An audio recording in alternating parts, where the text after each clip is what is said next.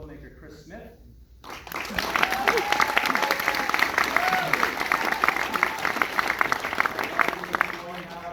GERALD CASALE.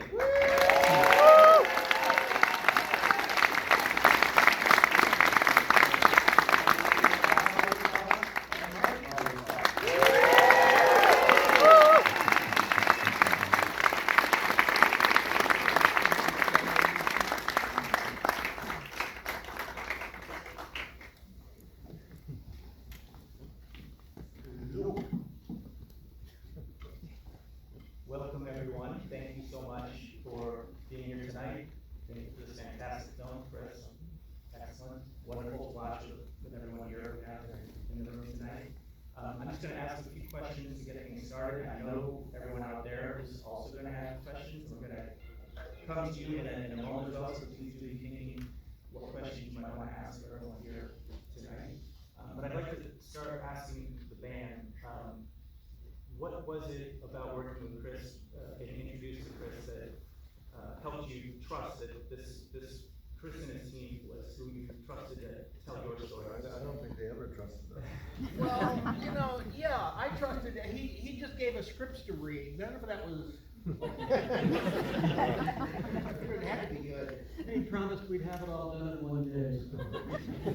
And he said he was from the Midwest. Along the line, the decision was made. Okay. Well, Chris, how about for you? Your first memories being introduced to Devo's music and sort of your art. Just high school in Michigan where we grew up was, you started these doors get open.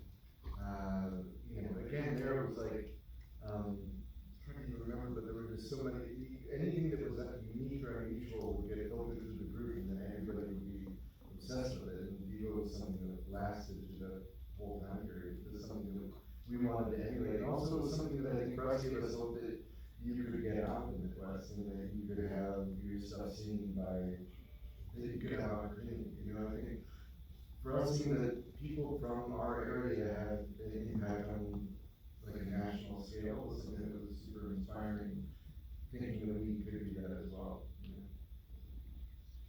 And when you took on the project and started the pre-production and got deep into the research and looking at archival footage, many years later from what you were just explaining, do you remember moments where you were seeing things in a new light, now taking on the project and thinking Yeah, sure.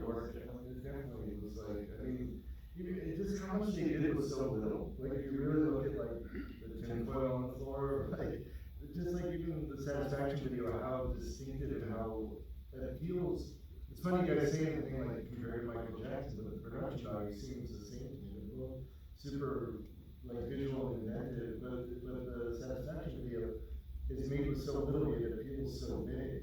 It's so distinctive, and it's like you look at the elements, and it's just like you guys are working with so little, but you were always making so much out of it, and that's to me what was so inspiring to look back at everything. I remember in high school we bought like jumpsuits and we grew up in East Lansing, Michigan, would go downtown and try to make fun of us. So like it was inspired totally from that thing of like, oh, we didn't need much to do, to try to make something cool and different, that you could be inventive with this whatever means or resources you have. Well, I think creative people were in the Midwest, were very used to doing a lot with a little. That was your challenge, that was the mantra. It was a do-it-yourself, DIY. That's what Devo was all about. And so you had to make a lot of choices. You only had a set of 8 crayons. You weren't in the school who gave you 64. Right? And so you learn how to make a lot out of a little, which is a Midwest kind of experience, which is a great place to grow up, as long as you get out of there.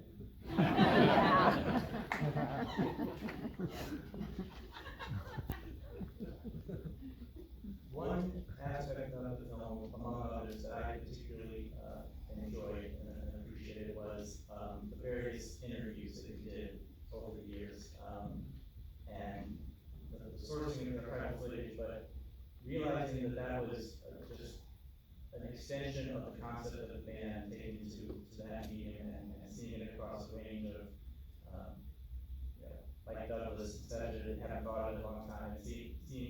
various interviews you did, but I'm just curious, at the time, the reactions you got from those various media outlets in terms of how much they were confounded by your appearances, how much people were sort of appreciated it, got what was going on.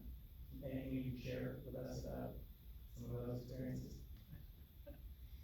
Yeah, well, we were playing to a very small audience, and we were very polarizing. And at first, you know, we were reviled or laughed at, or felt sorry for. And, you know, we dodged our fair share of beer cans and beer bottles and verbal threats. Obviously, we had something that was polarizing, not on purpose, but simply because of who we were, what we were trying to convey, the originality that we were creating. We were found to be threatening. It's hard to remember that now.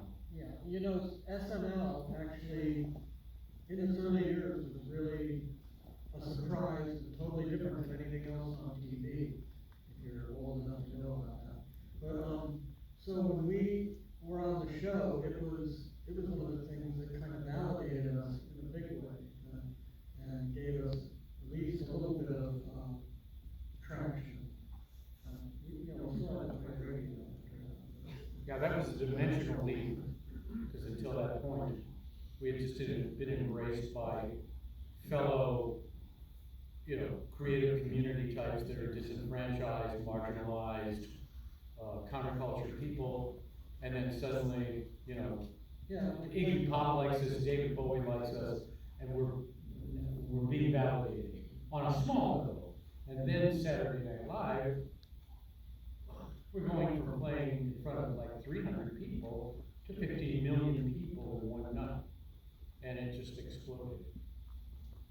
Right, we get up stories all the time, people call me into the story of seeing Devo on Saturday Night Live, and they tell you what their impression was afterwards, and it's anywhere from being totally traumatized to being totally inspired, all sorts of things in between. And back when people and fans wrote letters, which they did, you know, it's all pre-digital, there were no cell phones, no social media. Bob and Mark can corroborate this. We would get tons of mail, all the same story about how a fan liked Devo and got beat up in school. We're lucky. Yeah, there was a lot, yeah, Devo was a pejorative. Recall. If some jocks in a car screamed, "Hey Devo," you better run.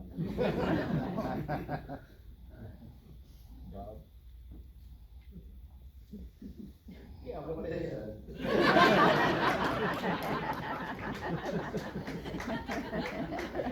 I do want to include some questions from the audience. It's a little hard to see, so please wait for our mic runner to find you.